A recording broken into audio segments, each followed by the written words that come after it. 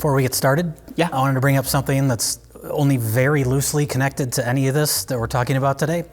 Right before we started rolling, you said, hey, you know what I watched the other day that I haven't seen in forever? Raising Arizona. Yeah. And I said, holy shit, I just watched Raising Arizona like 3 days ago.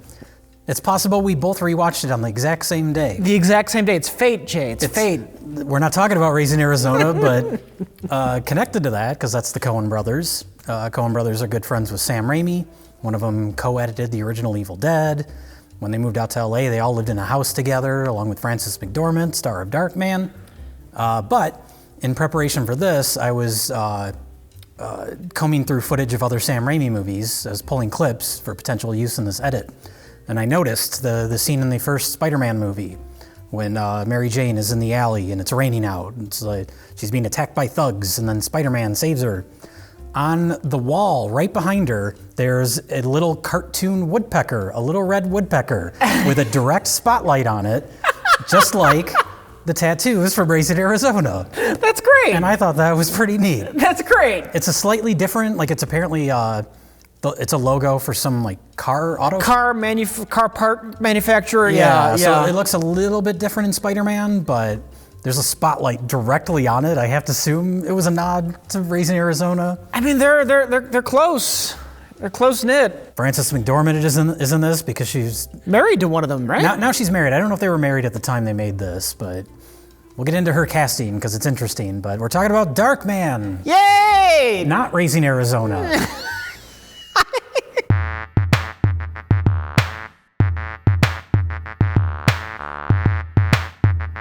This is, it was on my mind because Sam Raimi's back. He's back, baby. He's directing his first movie in 10 years. A Marvel movie. It's an MCU movie. I kind of forgot he was directing that. You brought up. Yeah, I want to talk about Darkman because Sam Raimi, he's got a new film coming out. First time 10 years, like, oh, really? And then you said it was Doctor Strange too, and I was like, oh. Yeah. Oh. I saw the trailer. The camera's whipping around, which is a step up from a lot of these more recent cookie-cutter Marvel products. I mean, it's Marvel. They're going to want their control. They do, but... Well, there was originally the director attached to Doctor Strange 2 was the same guy that directed the first movie. He left the project over creative differences, which is Marvel code for he wanted to make a real movie. So they just threw a bunch of money at Sam Raimi. I don't know. I'll give Marvel some credit. I mean, Guardians of the Galaxy feels like a James Gunn production. That's true. That's the one that stands out. Yeah. But the thing I like about Sam Raimi, and it's epitomized in Darkman, is that it's very, very silly. It's very goofy, but he's never calling out the fact that it's goofy. He just embraces the silliness. It's a tone I like to call comic book, which is very appropriate. Oh, like a comic book movie. Like a comic book movie. This is why I was turned off, because this is connected to Spider-Man. Sam Raimi directed those first 3 Spider-Man movies. But one of the things that turned me off from the most recent Spider-Man, they bring back all the villains from all the other multiverse Spider-Man movies. And in the trailer, Doc Ock introduces himself. He's like, I'm Doc Ock. And then all the characters like giggle. I'm sorry, what was your name again? Dr. Otto Octavius. Wait, no, seriously, what's your actual name? Where it's like they're taking you out of the movie instead of just embracing the silliness within the concept of the movie. That's what in my mind defines the tone comic book to me. Yeah. Like, you can make something that's cartoony, and something that's cartoony doesn't take itself seriously. Mm-hmm. It's silly and it doesn't take itself seriously. Yeah, but it's not having characters in the movie commenting on how ridiculous everything is. Something like Darkman this movie is silly, but it takes itself seriously. Yeah, and the characters seriously. Yes. And that's the biggest strength of Darkman, is the character of Darkman. What am I? Some kind of a circus freak? Is that it? I hadn't watched it in this is my original VHS copy. I don't know why. That's great. I don't know why I still have this. I haven't really held on to VHS, but for some reason this has stuck with me. And in 1991, I probably watched this thing like 100 times. That poster is awesome. Yeah. They were doing the blue and orange thing before that was a thing, weren't they? That's true, yeah. That's every movie now. How much credit does this movie get? Not a lot. I feel like it's just sort of one, because it is silly. And I think, even the The Spider-Man movies are 20 years old already, and people are already now like, oh, those old corny movies. I was like, they're supposed to be corny. It's fine. That's Sam Raimi's style.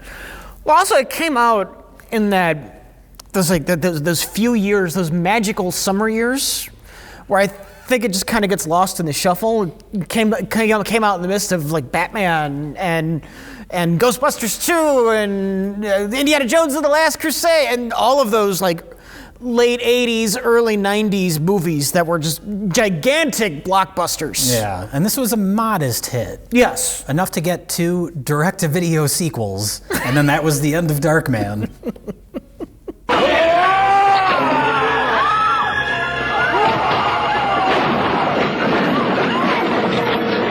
But you mentioned Batman. I mean, that's why this movie exists, I think. 1989, Batman.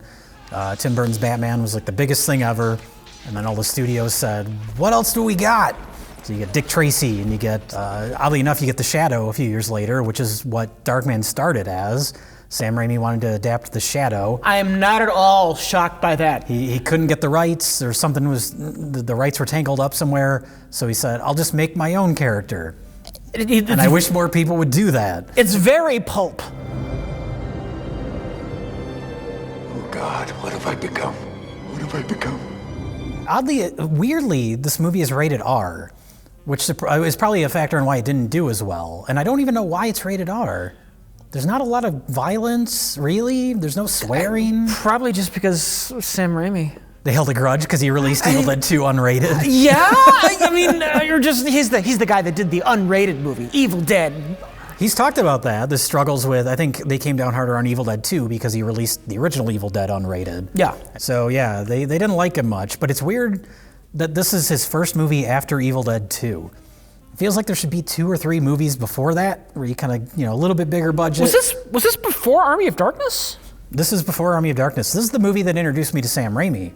I saw this, I guess, on cable, and then I saw a trailer for Army of Darkness, and it said from the director of Darkman. From Sam Raimi, director of Darkman. Army of Darkness. I said, I like Darkman. And then I read in Fangoria that Army of Darkness was a sequel to these Evil Dead movies that I'd never heard of.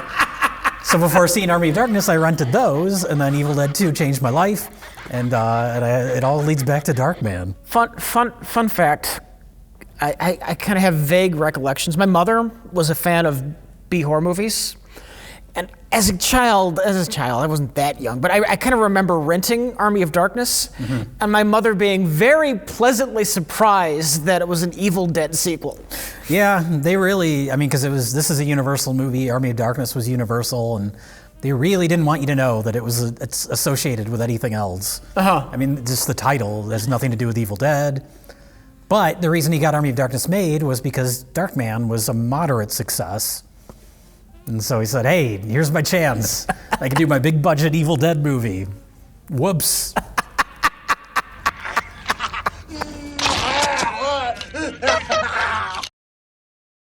So we have Darkman, and I think the first misconception about this movie is that it's a superhero movie when that's only partially correct. Yeah, he's not really, he's like the most miserable superhero ever. It's, you know what this feels like to me? And I guess it's appropriate. Classic Universal Studios monster, more so than a superhero. This feels like a mashup of Batman and Phantom of the Opera and like the Wolfman. And the Invisible Man. The Invisible Man. With the bandages. Yeah. He'll work with you day and night until you find that second secret, the one that'll bring you back to us. I would have tried to help you. I can help you now. You don't have to hide from me anymore, Pate. Yeah, he said that was kind of the goal. It was a combination of The Shadow and classic Universal. A little bit of comic books with like his Darkman has uncontrollable rage. His emotions are heightened because he has no like physical feeling. Yeah. So everything else gets heightened, and that's kind of his whole thing. Oh, he has superpowers, but so does the Wolfman. That's true. This isn't a superhero origin story. This is a monster origin story. Well, that's the interesting thing about it is his arc throughout the movie is, in rewatching it, I haven't seen this movie in like 20 years. And if you were to ask me before rewatching it what the plot was, I'd be like, oh, Darkman, he gets roughed up by some thugs, and then he goes on revenge against those thugs. And that's a big part of it. But then there's the larger plot about real estate. And the main villain of the movie is like paying off the city officials to build his buildings. What is with corporate villains in movies and wanting to build cities? Well, specifically this and RoboCop. I never caught so much RoboCop in this before this rewatch. I thought of like 2 others, and I can't remember what they are now, but definitely RoboCop. Old Detroit has a cancer. The cancer is crime. And it must be cut out before we employ the 2 million workers that will breathe life into this city again. Thousands of jobs created. A very large building block laid for the future. So that's the overall plot. It's all very real world stuff, like these, general mob thug characters. But Darkman's arc, he starts out as a good man. He's a scientist. He's trying to invent this synthetic skin. Second act of the movie, he's like a revenge monster. And by the third act of the movie, he's just accepted his fate as a monster that needs to leave society behind. Yes! It's so depressing, but the movie's so goofy that it balances out. And something you said before we filmed this, and I could see it, and it would have been a different movie. Originally, it was going to, Sam Raimi wanted Bruce Campbell? Yeah, one of many examples of him trying to get Bruce Campbell cast as the lead as something. And the studio didn't want him because he wasn't a known actor, but then they went with Liam Neeson, who at the time was also not a known actor. I could picture it in my head, and it would have been a funnier movie. I think he would have been great. Bruce Campbell is one of those guys that he was always right on the cusp of being like a movie star. And it just never worked out, and I don't understand it. Especially this era. Handsome dude, can do comedy, can do drama. Hail to the king, baby. And it just never worked out. He's always just been this like cult B-movie guy. Bruce Campbell has only ever been not entertaining in a movie once. What is that? Escape from LA. Oh, yeah. And that might not be his fault. John Carpenter might have been telling him like, hey, tone it down, don't be goofy. But 99% of the time, Bruce Campbell is always entertaining. He still shows up in this movie, not just his cameo at the end. Did you notice his voice a few times? No. He's talked about this. There's one, he was doing ADR for the movie. For whatever reason, I guess he worked in the sound department on this movie. He couldn't get cast as the lead actor, so he worked in the sound department. So there's one line where Darkman yells, Julie! And that's Bruce Campbell. That's Bruce Campbell? So we were mixing, and Sam goes, Bruce, come on, I need you to yell Julie. Okay. Julie! So I did the television version. So it was, oh God, no, became, no, Lord, no, please. Oh, Lord, no. And also at the end, they're on the partially built skyrise, and the second in command thug that gets like the hook up his pant leg and he gets knocked over the side of the building. It's totally Bruce Campbell yelling. Also voice cameo by Sam Raimi himself during the big helicopter scene. There's the police copter that's flying along next to him. And the police officer that's on the intercom, it's like some black guy, but it's totally Sam Raimi's voice coming out of it. It's like, hey, put down that plane, buddy. Police Air 12. Set down the man gently and then land your craft. What the hell was that? Go after him. I'm on it. I got him. Yeah, it's odd. It is odd that Liam Neeson was in this. Yeah, he does a good job when he's maintaining his American accent, which appears to be tough for him. Kind of comes and goes throughout the movie, but... He's a scientist from Ireland. He's been living here for many years, and his accent has kind of gone away. I guess that's true. He doesn't necessarily have to be American. Yeah. Was it unconventional casting at the time? Because was this Liam Neeson's first big movie? Yeah. He was in movies before this. This is his first lead, and just a few years later, he was in Schindler's List. Mm-hmm. I think people now think of him as... guy on poster with gun, angry revenge man. No, they probably think of him as Qui-Gon Jinn. Not anymore. He's the nice, good guy, scientist, and he's got his relationship, and she's not quite sold on the relationship either. I kind of remember them being husband and wife. No, he proposes to her, and she's like, eh. She turns him down. Yeah. Oh, that's interesting. Ooh. Well, it leads to drama later, though, because then she regrets it because he gets exploded. And somehow when she's in front of the building when it explodes, She doesn't see him fly up into the air. There's that great funeral transition shot too with her. It's great stuff, great visual stuff. Coming off this crazy scene where he's getting roughed up by the thugs, where we're doing classic Sam Raimi Dutch angles, and I was thinking about this too. I keep going back to Spider-Man, but those new Spider-Man movies are directed by a guy named John Watts, who has absolutely no vision. The most generic, I think that's why Marvel likes him, because the Marvel movies have warped into just a factory, generic cookie cutter movie factory. And he's someone that you hire so you can have him do exactly what needs to be done to get your product out on time. And you compare his style, his visual style, to Sam Raimi's with the Spider-Man movies, but then this too, like that scene where they break in, they're looking for the memorandum, and they're roughing up Liam Neeson, and they're shoving his head into one cabinet after the other. We're getting his POV shot going into the cabinet. We're getting like the cabinet's POV where it just goes from one to the next. And it's like goofy Three Stooges stuff, but it's in this like intense scene. Goofy, but not goofy. Yeah. Goofy, but never drawing attention to the fact that it's goofy. Because it's very serious what they're doing to our hero. Yeah, which that's an interesting thing. The relationship between the main thug is Durant, Robert G. Durant, played by Larry Drake. And there's some sort of weird thing going on between him and Ted Raimi. Would you like a martini? Yes, I would love it. I don't know if it's like a grooming situation or they're just attracted to each other, but there's something there that they don't dwell on and they don't draw too much attention to it. It's very much in the background. Yeah. But it's there. But it's there. I mean, don't ask me why. I know he likes Ricky.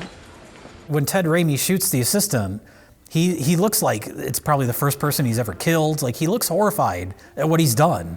And it lingers on him. The camera lingers on him for a minute. So it makes you wonder, is Larry Drake's character kind of grooming him, and this is all new to him, and he's just trying to impress his new lover, or whatever they are? Rick, I'm proud of you. Clean through the brain, that's how I like it. We don't get much of it because then Ted Raimi's head gets squished by a car tire, but there's something between those two. And just little details like that make what could be generic, side thug characters a little more interesting. Yeah. The one guy's got a fake leg with a gun in it, which is very Sam Raimi. Cool. I like him just hopping around though. Yeah. In the background as that's going on. Well, that's established in the opening scene. There's the big scene on the docks where the two rival gangs meet up, and that's where we're introduced to Durant's weird finger fetish, whatever's going on there. But that's where he pulls off his leg for the first time and uses it as a gun. So then we establish that there, and then when you have the scene in the lab where they're roughing up Liam Neeson, it just cuts to him and he's hopping on one leg, and you know exactly what's going on. By the way, in that first shootout, I just a little touch, but I just kind of love it. After they've murdered everybody and he's hopping around, the guy that's holding his leg gun just kind of like holds out his arm so he can grab onto it so he can stop hopping. This is a common thing for them. This is their routine. Yeah. Like, why are they bothering with the leg gun when they're in the lab, too? Like, he could have just brought another gun. There was no need for the subterfuge leg gun at that moment in time. It's a little less to carry around. I don't know. Okay. I mean, I guess if you have a leg gun, you want to use that as much as possible. That's true, yeah. Do we see him die? I don't think we do. I think that's a major omission as far as all the little henchmen that get bumped off. Maybe it was a deleted scene. Maybe. Because I know this movie got heavily edited, first by the studio, and then Sam Raimi went in, like rogue, re-edited the whole thing to make it better. So it's possible that was a scene that got deleted. Because he gets revenge on everybody except that guy. Yeah. That guy, though, played by Danny Hicks, who was the hillbilly in Evil Dead 2. And he's got a tiny part in Spider-Man 2. Oh, yeah, in Evil Dead 2. I mean, Henrietta, that was his brother, Ted Raimi. Yeah. I think he was like a teenager at the time. Sweating bullets, almost dying of heat exhaustion. I mean, what filmmaker would treat his friends so horribly? Oh my God! Oh my fucking eye! Walked around the forest filled with broken glass, bare feet, and I rolled down a hill 28 times. So Darkman's love interest, played by Frances McDormand, And I think she came off an Academy Award nomination for a movie she did before this, I think Mississippi Burning. So that probably helped give Sam Raimi some leverage. But he cast her because they all lived in a house together at the time. Him and the Coen brothers and her, and I think like Kathy Bates. But I bet he had to fight for her because that is not who a studio executive would want to cast in that role, especially at the time this movie was made. Yeah.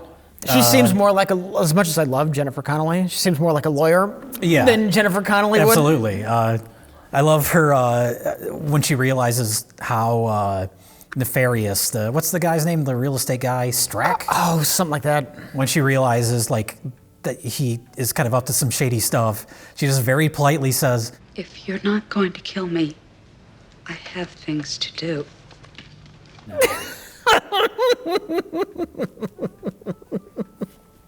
Until the end where she's reduced to a damsel in distress. It's, you know what, it's an early 90s superhero movie. That's just what they did. That's true. Between this and every fucking Spider-Man movie ends with Mary Jane being dropped from a building.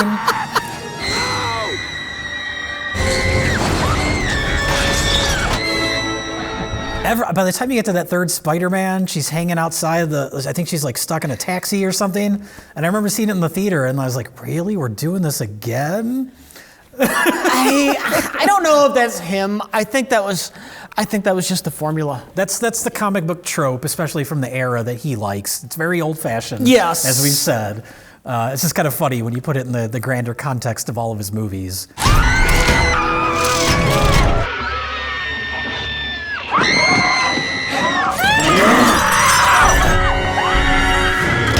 And that defies physics too. When she falls off the building in this movie, she's handcuffed. The rebar's sticking out. She would have to travel directly through that rebar to get stuck the way she does. Heightened reality. Oh yeah, no, that's the thing. Is like Sam Raimi, he can get away with this stuff because he doesn't dwell on it, and it adds to the goofy comic bookness of the whole thing. You know what the worst example of that is? You said the physics defying of that fall and her getting stuck on the rebar. It always drives me nuts every time I watch Indiana Jones and the Last Crusade. How the fuck did his satchel get hooked on that tank barrel? Especially when the tank barrel was like blown apart the way it was. How did that happen? Sam Raimi's whole thing is moving the action along so quick that you're really not thinking about that stuff. Yeah. And it ultimately doesn't matter. All that matters is that she's in peril and Darkman has to save her. God damn it. Also, the whole climax of the movie takes place on an under-construction building. The end of Spider-Man 3 takes place on an under-construction building. You see a lot of Spider-Man in this movie. Well, this is the prototype for the Spider-Man movies, isn't it? I mean... Yeah, there's a lot of similarities. Like Darkman, he goes to his new home once he turns into Darkman is this abandoned factory, which is the Doc Ock lair in Spider-Man 2.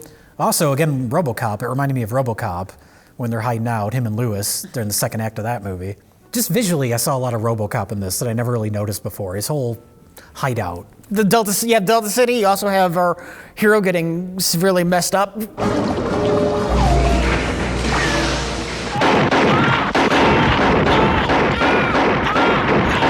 Yeah, that's true. Just part of his face. Again, the heightened reality. He has no lips, but he can enunciate just fine. It's just a burn, skin deep. It doesn't matter. I love this movie, and I forgive it for that, because like I said, heightened reality. But that always drove me nuts, even when I was a kid. I may talk like this. He's got no lips. They conceal his face for most of the movie. He's essentially the Invisible Man. And visually, that looks great. But then by the end, when they reveal his whole disgusting face. You truly are one ugly son of a bitch. And they mostly light him in like shadow and stuff, which is good. But there's a couple shots where he's just perfectly lit, and that's when it looks the silliest. I think the makeup looks great. The only time it falls apart is like that last one-liner, like, I learned to live with a lot. I'm learning to live with a lot of things. Well, that's when he's completely given up his humanity. It's a great line, but like the teeth, he's got like this weird overbite, and it's very obvious that he shouldn't be able to enunciate because it's just teeth. Yeah, maybe that was just like the back of his head. You just see over his shoulder. Yeah. It's the fact that it's like right here. Another part that makes me laugh unintentionally is I think he's trying to he's listening to a recording of Durant over and over so he can kind of replicate his voice. And the line is like, "That'll be just fine." And he says it over and over. And the camera's right on his face. And after he says it the last time, he like chuckles. But it looks like those like chattering teeth toys. He's like, ah, ha, ha, ha, ha, ha. That would be just fine. I also kind of love, because he is a movie monster, that he has this sinister laugh. That's true, yeah. Yeah. He takes joy in murder. Yes, he becomes the monster. Again! I told you everything! But let's pretend you didn't. I mean, you do have in Batman Returns, there's a part when he sticks a grenade in a guy's pants and just smiles as the guy blows up. That seems out of character for Batman. It is. Darkman, though, he loves this. He loves squishing Ted Raimi's head and just fucking with these, making them turn against each other, which is where his disguises come into play. Which That's is some clever shit, the too. The middle portion of the movie is the most fun stuff. When he dresses up like Durant, yes, and he robs the convenience store, and then he just turns his head directly to the camera and announces his name. Yes. My name isn't Buddy. It's Durant. Robert G. Durant. I was thinking of that part in Space Cop when you're on the talk show and you're explaining right to the camera what hotel you're staying in, what hotel room. Yeah. Well, I tell you, my hotel, the historic Vista Hotel, and my view of the city from the 18th floor, room number 1805. Another great Sam Raimi transition in that part is, he's looking right into the security camera, and then it hard cuts to him in his doorway, and he's in like the exact same frame, exact same position as the cops come to arrest him. It's like, that's great. That's a great transition. You can never fault Sam Raimi's just visual work. It's funny, too, because I remember rewatching this after really getting into Evil Dead, but especially Evil Dead 2. And that is one of the most kind of kinetic and crazy visual movies of all time. Evil Dead 2 is one of my debatable, might be my favorite movie of all times. It's speaking of the Coen brothers, I would say that Fargo is a perfect movie, and right up there as far as perfect movies is Evil Dead 2. Evil Dead 2 is endlessly creative. Yeah. And not just the ideas, but the visuals too, the camera. Especially the visuals. And so I remember, like, after falling in love with Evil Dead 2 and then rewatching Darkman, I was like, he kind of toned down his style a bit. But when you look at this movie now, especially compared to modern movies, like, this thing is insane. It's just constant snap zooms, constant Dutch angles. Whatever the fuck is going on, and they take the fucking elephant scene. That's, speaking of perfect, that's a perfect scene. Yes. The pink elephant, please. I'm sorry, buddy. It don't count unless you're behind the line. I was behind the line. Not hard. Every shot of that, because the whole idea with Darkman is his emotions are heightened, and he's wearing his synthetic skin so he can go on a date with his girlfriend. He's desperately still trying, part of him is still trying to be human at that point. Trying to hang on to humanity and retain his relationship with Julie. And that's kind of the scene where he loses it all, too. Yeah. Get lost, pal. His freak out in that scene, where it's like every Sam Raimi trick in the book, like, because you get into, whenever he has these like heightened anger moments, you go into his mind, like literally the camera goes into his eyeball, and we get all these like quick flashes of all this crazy imagery. And I love in that scene, there's like the pink elephant's head turns and it's making real elephant noises. It's his brain. You see his brain going haywire. And then when he breaks the guy's fingers, there's that shot that's just like quick panning from everybody just screaming in horror. I don't know if it's that part or one of the other parts, one of the other montages of his mind when he's going crazy. It's like his head on a tiny little puppet body. There's like a little stage behind him, and he just has this little like finger puppet body. And it's like 1 second, but it's like they had to film that just for this. I started writing down when they started doing those montages, and then I just lost track at a certain point. I stopped. There's a lot writing of them. it. There's one part, one of the things you see, I think it's early on, you just see all these like, I think it's supposed to be like brain synapses. They reused that exact same shot in the first Spider-Man movie. Because I think the story goes, they were making Spider-Man, and in editing, they had the idea, like, we should probably have some sort of montage after he gets bit by the spider to show that his like body is changing. And this is almost unheard of now, but the studio is like, well, you're out of budget. You're out of money. Nowadays, they would just keep throwing money at these Spider-Man movies. But at that point, they're like, we don't have any money to do anything for this. So him and the editor, Bob Murawski, just started like pulling whatever like stock footage or whatever they had access to whip together this quick little montage. And so there's a shot of the brain synapses from Darkman, the actual shot. And I remember seeing it in the theater. I was like, that's Darkman. We don't have enough money to finish this Spider-Man movie that's going to make $1 billion. Hey, at the time, they didn't know that was the case. Right, I know that. But one of the other shots in that scene, that montage, it's a close-up of a spider that's taken from the Lucio Fulci Italian horror classic, The Beyond. There's a scene in that where a bunch of spiders eat a guy's face. So they took a close-up of the spider from that because the editor of Spider-Man owned the rights to that movie, and they just dropped it in. And I love, and that's, you know, even on a big movie like Spider-Man, Sam Raimi he has to be resourceful and go back to his kind of DIY roots, even on a movie of that scale. And that's why Sam Raimi's the best. His roots have served him well. I can't do that forever.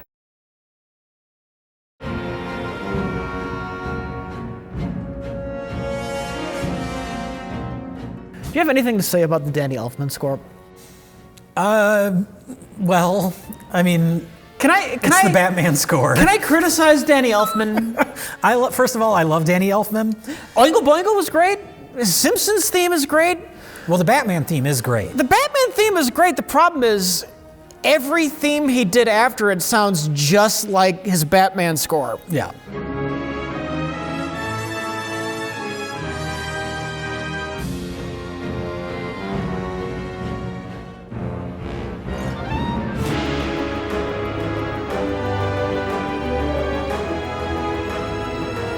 This sounds just like Batman. This is watered down from Batman, and then Spider-Man is watered down from this. Yes. The one I hate the most, though, is the Spider-Man music. It is... That kind of like gothic Batman sound is so inappropriate for colorful, zany, colorful Spider-Man. He tweaks it a bit. It doesn't sound quite as like ominous as Batman, but it does sound similar to Batman. Yeah. Yeah. Which I think that's the first time I saw this. I didn't know who Sam Raimi was. I didn't know what this movie was. But you hear that music at the beginning of the movie, and right off the bat, I was like, oh, it's like Batman. It's just in your brain. Yeah. Of course, that's also part of why this got made, because Batman. That's true. So the fact that it's as kind of unique and weird as it is in the wake of Batman is, I guess at that point, studios didn't know, they knew that Batman was a success. So they kind of greenlit anything that they thought might be similar. So you get something like Dick Tracy. So it's like they were trying different things because no one really knew exactly what made Batman successful. Even Tim Burton, I don't think, when you see Batman Returns, and it's just more of a Tim Burton movie than it is a Batman movie. It's great. I love Batman Returns, but it's not a Batman movie. Yeah. He's barely in the thing. And when he is, he's murdering people. Batman is frequently, though, the least interesting character in a Batman movie. That's true. That's just a fun, interesting quirk of Batman. That he's boring? He's continually outshined by his villains. Yeah, that doesn't happen in the case of Darkman. No! Because the main villain in the movie is a real estate guy. Darkman is an awesome fucking character. Yeah, that's why it's a shame that they didn't really do much. Like I said, there was a couple direct-to-video sequels. There's a couple direct-to-video sequels. What do you do with this? That's true. Where do you go with it? You already have the story is him turning into a monster. Yeah. And then any sequel is just going to be, well, okay, he's a monster now doing monster things. You're just kind of... It's about him getting revenge on the people that turned him into a monster. I think I saw one of the sequels when it came out on video, and it was like the most boring thing ever. Batteries not included.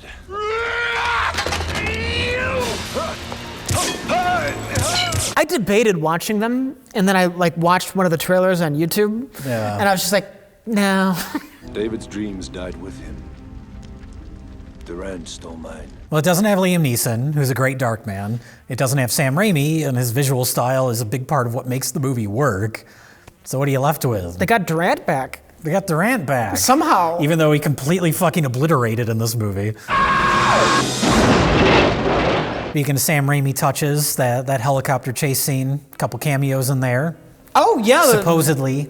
It's like a double cameo because you get the Oldsmobile that has been in every one of his films, even the ones that take place before cars were a thing. Supposedly it's in his Western According somewhere. to Bruce Campbell, he actually took the Oldsmobile and had a wagon built around it for the Quick and the Dead. Can you imagine trying to propose that to a studio? Like, what is this in the budget? What is this? You're not doing this. That's the rumor. I don't know how much I believe that, just because Bruce Campbell is frequently intentionally full of shit to fuck with people. You know what, Jay? I'd choose to believe it because fine. it's too fun. The 1973 Delta 88 Oldsmobile Classic is in the picture. It's not seen in its original form. It had to really alter its appearance to fit into the Land of Oz. But part of its engine block and part of its, I think its camshaft was used. It's playing another role, though. Part of the wizard's machinery. But in the scene where the Oldsmobile has its contractually obligated Sam Raimi cameo, it's being driven by the Coen brothers. That's what I've always heard. And so in rewatching it this time, I paused it. It's a really quick shot. It's just like a quick snap zoom. Yeah. It doesn't look like them. I recall from a commentary track, though, that it's the Coen brothers, but I think it's Bruce Campbell that said that. So he could be full of shit. Okay. They supposedly did an uncredited rewrite on this movie. We haven't talked so much about the actual story because that's the least interesting thing about it. Yeah. It's one of those movies that gets by on Sam Raimi energy, crazy visuals, and just fun ideas. Good acting. Good acting, yeah. All these things more so than the actual plot. It's a standard origin story. Bad guys do bad things to man. Man becomes superpower. This is kind of weird too. He gets blown up in his. I think he lives there too, doesn't he? He goes back to the burnt out lab and then he moves all of his equipment to some kind of abandoned factory. But when he's still human, like there's the. Yeah. I guess he lives in his lab. He has to live in the lab. It's the only thing that makes sense because there's no other reason that the paperwork the bad guys are looking for would be at the lab. Yeah, because that's the whole thing is Frances McDormand finds it, she leaves it there. So I guess his apartment is connected to his lab, whatever. But his lab blows up. He goes flying into the sky and lands in a river or something right next to it. Mm-hmm. But then he's in the hospital, and they just think he's like a John Doe, like a homeless person. They don't even know who he is. They're doing all this medical work on him. Wouldn't they think that he might be connected to the giant explosion that happened right where they found him? Maybe he floated down the river. I guess he could have. He washed up. Sure. He must be just some homeless man. I don't know. Just throwing a line about that. I don't know. Another thing that doesn't make sense, other than, it's a movie and he's a monster now, but why does he flee the hospital? He's scared. His emotions are heightened. Yeah. Also, what kind of medical treatment is this? Yeah, we did the surgery, and it turns them into complete emotional monsters that can't control themselves. Also, they have super strength. Yeah. You stick him with a pin, and he can't even feel it. Watch me stick him with a pin. Watch me keep stabbing him. Cameo, that's another cameo. The doctor is Jenny Agutter, who was the female lead in American Werewolf in London. Also a doctor in that scene is John Landis, director of American Werewolf in London. He was wearing the mask, so I wasn't 100% sure, but I was watching, I think that's John Landis. That was him. Yeah. He reprises his role as generic doctor in Spider-Man 2. The famous Doc Ock scene, the hospital scene in Spider-Man 2. Which, we could do a whole review on just that scene in Spider-Man 2. That's one of the best things Sam Raimi's ever done. That scene in Spider-Man 2 is the best Evil Dead sequel. It's true. Another Doctor cameo in that scene is Ivan Raimi, Sam Raimi's brother. Sam Raimi using his brother in a production of his? I don't believe it. Well, the interesting thing, because obviously Ted Raimi's in everything, sometimes multiple parts and things, but Ivan Raimi co-wrote Army of Darkness with him, and he's not like... Outside of co-writing a couple movies with his brother, the guy's an actual doctor in real life. Uh-huh. And then just on the side, occasionally he writes movies with his brother. Why not? He's like an ER doctor in Michigan or something. It's like a free pass to be creative when you're having dinner with your brother. I guess, yeah. And it's probably not that formal. It is probably just they're hanging out together and talking about ideas. Like, hey, what if we did this, buddy? Yeah, and he injects I think you should do this, and that. There you go, writing credit. Sure. I don't know if he has a writing credit on this. If he doesn't, he's one of the only people in Hollywood that doesn't. If you look at the opening credits, it's been rewritten by so many people. And then edited by multiple people. Sam Raimi's style is so specific, where it's like he gets shots and it has to be used very appropriately in the overall like editing of the sequence. Mm-hmm. So I guess the original editor had like a nervous breakdown trying to assemble all this bizarre footage and quit. So they got a new editor that kind of locked Sam Raimi out, and they just did their own edit of the movie. And supposedly, this might be myth, I don't know if this is true, but supposedly Sam Raimi went in after there was a full edit by whoever that guy was and re-edited the movie back the way it was supposed to be. And the studio was like mad at him for doing it, but they're like, but the movie comes out in like 5 weeks, so I guess we got to release this version now. I don't know if that's true. I'd like to believe it is. You know what? I also choose to believe that. I'll choose to believe that, and we'll choose to believe that the Oldsmobile is in Sam Raimi's Western. From director Sam Raimi, Darkman. So yeah, that's Darkman. If you haven't seen it, which I feel like it's somewhat forgotten. It's somewhat... Unless you're into Sam Raimi. I think at the time it came out, I mean, it was a modest hit, but I think it also got lost in the shuffle amongst the mega hits. That's true, yeah. But if you haven't seen it, I recommend checking it out. It's an amazing kind of connective tissue between Sam Raimi's early movies and what he would do with like the Spider-Man It's movies. right in between Evil Dead 2 and Spider-Man. Well, what's interesting, he had a whole other mini career in between this and Spider-Man, where he's making like lots of different types of movies. He did like a baseball movie with Kevin Costner. He did A Simple Plan with Bill Paxton, which we didn't mention that, but Bill Paxton was up for the role of Darkman. Oh, no, what happened? Bill Paxton knew Liam Neeson, and Bill Paxton said, I'm auditioning for this movie Darkman. And Liam Neeson was like, oh, okay, maybe I'll go audition for it too. And then Liam Neeson got the part. Oh, well. Bill Paxton did pretty good for himself. Yeah. But so people think of like, Sam Raimi, Evil Dead, Darkman, Spider-Man movies. But yeah, he did a movie called The Gift. Lots of interesting little movies where it's like he was kind of trying all these different things before getting back to goofy comic book stuff. Well, he was getting his goofy comic book on. Wasn't he also producing those cheesy Hercules and Xena TV shows? That's true, yeah. And that's what's interesting about him directing now, after not for like a decade. He's a really successful producer still. He produces all sorts of movies. The only thing he directed was the Ash vs. Evil Dead pilot, which was great. It's like he didn't miss a beat. I'm gonna cut you up into little pieces! So I wonder if he didn't seem to really like studio filmmaking. Oz the Great and Powerful was the last one, and it wasn't a really big hit. Yeah. I don't know, did you ever see that? I did. It's basically Army of Darkness. Yeah. Which is bizarre. But without any of the edge or humor. Yeah, there's still a little bit of Sam Raimi in there. Like you can tell that he really likes filming The Wicked Witch. Like that's the only really over-the-top stuff in that movie. But I know I don't think he had a great experience making it, and so he kind of just stopped and just focused on producing. So I'm wondering why he came back for Doctor Strange 2, if Marvel just showed up at his house with a truckload of cash. It's either they showed up with a truckload of cash, but I don't know why you'd bother if you're just gonna like interfere with his vision and have it be a generic Marvel movie anyway. Well, that's I'm hoping there's a little glimmer of Sam Raimi in this movie. I mean, Sam Raimi can afford to do what he wants when he feels like doing it. Yeah, exactly. He doesn't have to direct an MCU movie. Yeah. John Watts has to direct an MCU movie, and they keep hiring him because he has no vision. So Sam Raimi can do what he wants. Maybe he'll reboot Darkman next. Who knows? Maybe they're just gonna shove in another Tobey Maguire cameo in Doctor Strange 2, and Sam Raimi just wants, I'll do something else with Tobey.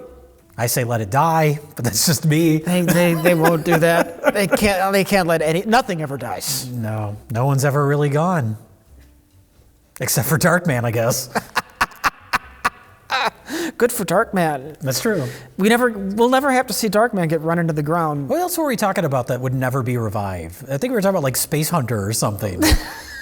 I guess that's our niche now on Review, is things that are interesting that will never ever come back. I think that's to find use for review, though. That's true, yeah. Yeah. Until they announced that Raising Arizona sequel. It's where Nicolas Cage kidnaps a grandchild. No, he kidnaps the adult version of that baby. The same baby. That's a better idea. That's a far better idea. You know what? I'm down with this. Let's do it. He's got to, for whatever reason, he's got to get John Goodman out of prison, and he needs the help of that baby who's now a grown-up. Maybe that grown-up baby works at the jail that John Goodman's at. He works at the prison. Okay. So he's going to be the inside man. Is this going to be like an escape from prison film? Yeah, that could be the start of it. Okay. It'll be a soft reboot of Raising Arizona. Because at the start of Raising Arizona, John Goodman and William Forsythe break out of prison. So it'll be the same thing.